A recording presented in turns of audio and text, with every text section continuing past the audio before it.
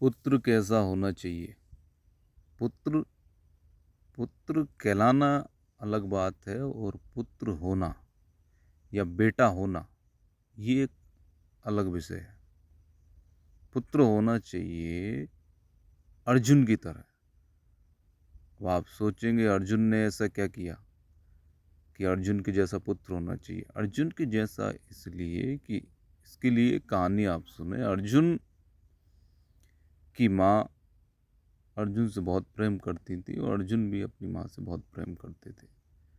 एक बार एक पूजन रखी गई जो लक्ष्मी पूजन होती है, वो महारानी गांधारी के यहाँ रखी गई थी और उस पूजन में सारी नगर भर की स्त्रियों को आमंत्रित किया गया, लेकिन माता कुंती को छोड़ दिया गया।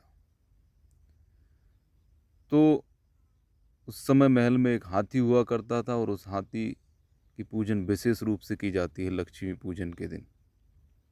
तो जब अर्जुन घर आए, उन्होंने देखा कि माँ दुखी हैं। तो उन्होंने पूछा, माँ अपने इस दुख का कारण बताएं, आप दुखी क्यों हैं? आप 5 पांडवों की माँ हैं, आप दुखी क्यों हैं? हम पुत्रों से कुछ गलती हो गई क्या, हमसे ऐसा हो गया जिसके कारण आप दुखी हैं, व्यथित हैं? तो माता ने बताया कि बेटे, मैं आज अपमानित महसूस कर रही हूँ।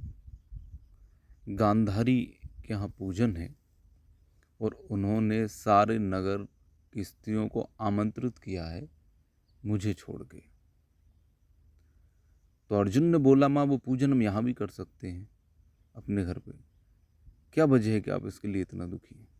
तो उन्होंने कहा, राजमहल में वो हाथी है जिसकी विशेष पूजन होती है और हमारे पास वो हाथी अभी नहीं है।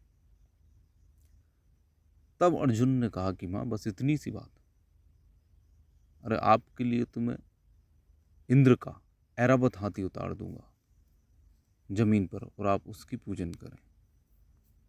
माँ ने कहा, नहीं बेटे, मेरी बात समझो। एक हाथी के लिए इंद्रदेव को परेशान करने की आवश्यकता नहीं है।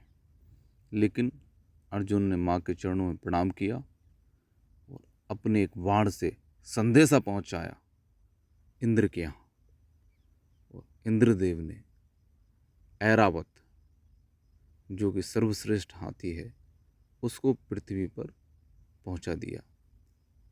और उस हाथी को देखते ही नगर भर की स्त्रियां ऐरावत की पूजन के लिए माता कुंती के यहाँ आ गई और माता कुंती ने उसका पूजन संपन्न किया और अपनी दुखी माँ को गौरवान्वित कर दिया अर्जुन ने।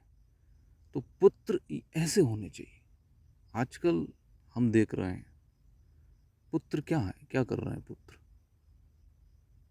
माँ को भूखा छोड़ देते हैं, बुढ़ापा, उनका वृद्धाश्रम छोड़ाते हैं। ये नहीं, पुत्र के दायित्व को समझिए, कर्तव्य को समझिए। जिस माँ ने हमें जन्म दिया है उसके लिए हमारे क्या कर्तव्य होने चाहिए।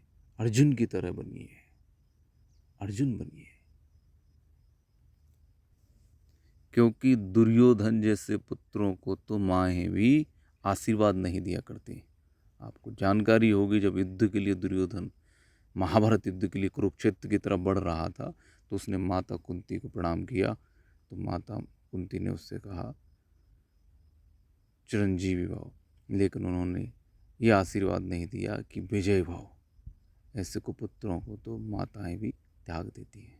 इसलिए हम सब का एक कर्तव्य है कि हम अपनी माँ का ख्याल रखें, उनका सम्मान करें जिन्होंने हमें जन्म दिया है। वैसे भी हमारी संस्कृति में कहा गया है, जननी जन्मभूमिश्च स्वर्गादपि गरीयसी। जो हमें जन्म देती है और जो हमारी मातृभूमि है, ये इनका जो स्वर्ग से भी बढ़कर है, ये स्वर्ग से ज़्यादा हमारे लिए फल देने वाली। धन्यवाद।